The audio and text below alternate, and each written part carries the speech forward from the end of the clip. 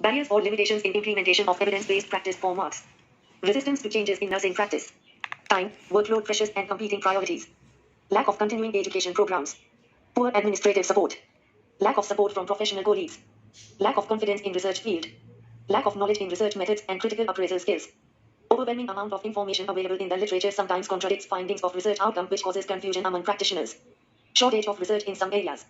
Lack of autonomy for nurses in implementation of newer interventions. Lack of professional ability to critically appraise research. This includes having a unstable amount of research evaluation skills, access to journals and clinic hospital support to spend time on evidence-based practice, which is limited for nurses. Workload pressures. Lack of knowledge of research methods. Resistance to change traditional practices. Lack of continuing educational programs for nurses in India, especially for bedside losses. Lack of initiatives among nursing leaders and managers to create the environment of evidence-based practice.